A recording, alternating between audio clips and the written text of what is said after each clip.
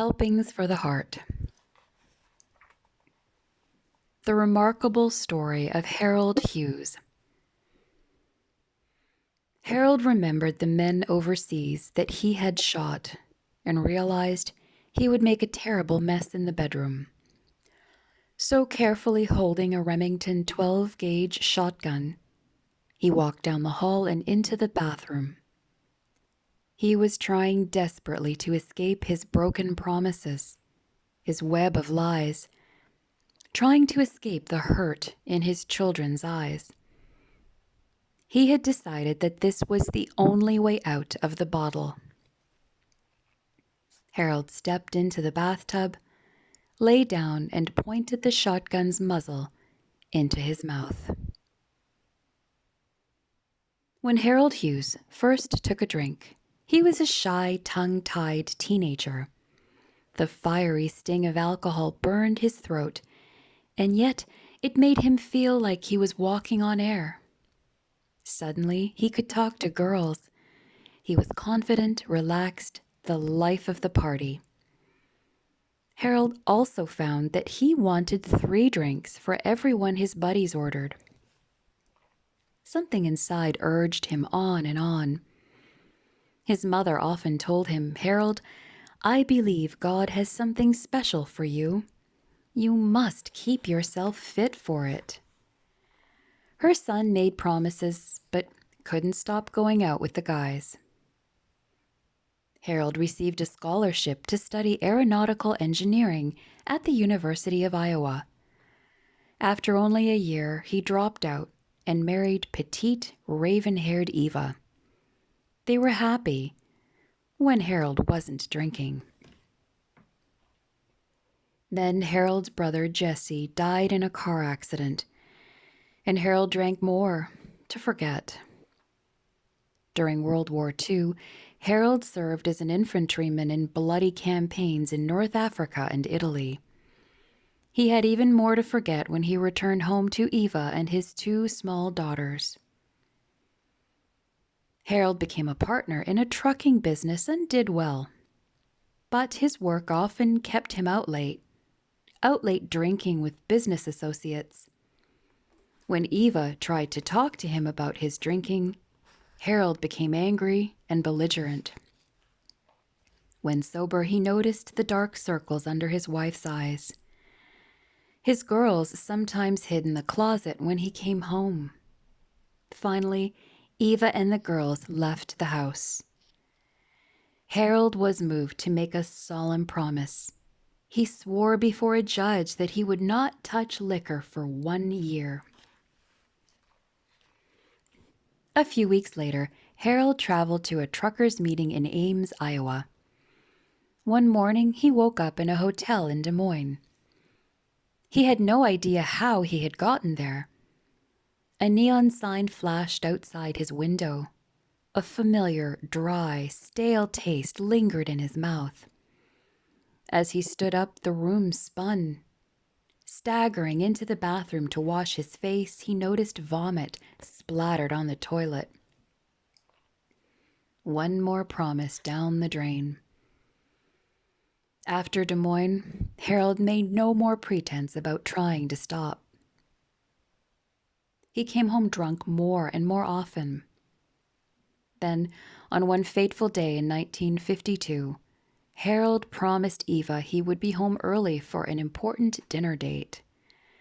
But after a business meeting, he lingered for just one more drink.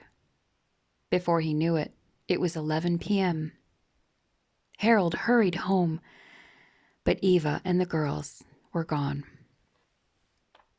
That night, sitting in an empty house, his repeated failures overwhelmed him.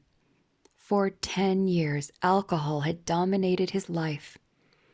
He made promises, he prayed, but nothing could control his craving. Harold had failed everyone who meant anything to him. A terrible self-hatred nauseated him.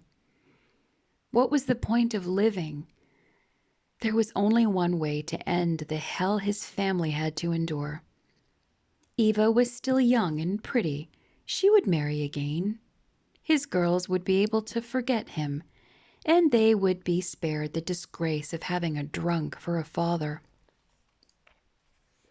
Harold slid 3 shells into the Remington and pumped one into the chamber. The porcelain of the bathtub felt cold as he lay down. He reached down with his thumb for the trigger. Harold Hughes felt this was the only solution to a problem he had tried desperately to overcome. He felt himself a prisoner to alcohol. There in the bathtub, about to pull the trigger, Harold was struck with a thought. Suicide is wrong in God's eyes. And yet his whole life seemed wrong. In a few years, his family would get over his death and have a chance to rebuild their lives. But if he remained, he would never change and would hurt them even more.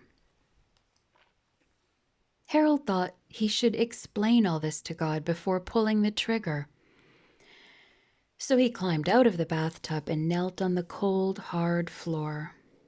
"Oh God," Harold groaned, "I'm a failure, a drunk, a liar. I'm lost and hopeless and want to die. Forgive me for doing this." Harold broke into sobs. "Oh, Father," he continued, "please take care of Eva and the girls. Please help them forget me."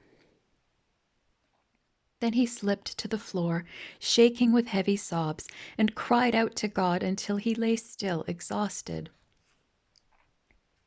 Harold then began to feel a peace he had never felt before.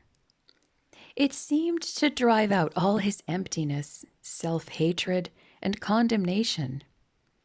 He felt a strange joy welling up inside. He rose to his knees and gave himself totally to God.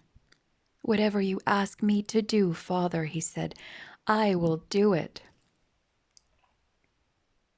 Harold felt that he had met a living God who reached down to him, someone who cared and comforted him. He began a regular program of prayer and Bible study.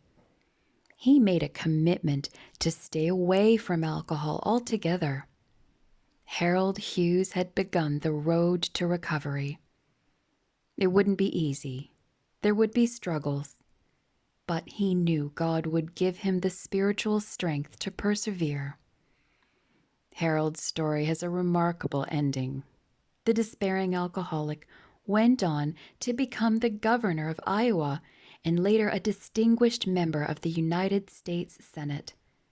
But one event stands out in his mind as a symbol of his transformation. More important to him than all the public honors he later earned was one small incident that occurred shortly after his commitment to Christ. Harold was studying the Bible alone in his living room one evening when he felt a nudge at his elbow. He looked up. It was Connie and Carol, his 2 small daughters, standing quietly in their nightgowns. They had changed so much, and he had missed so much. Then Carol, the youngest, said, "Daddy, we've come to kiss you good night." The father's eyes blurred. It had been so long since the children had come to his embrace. Now, their beautiful, clear eyes held no fear. Daddy had come home at last.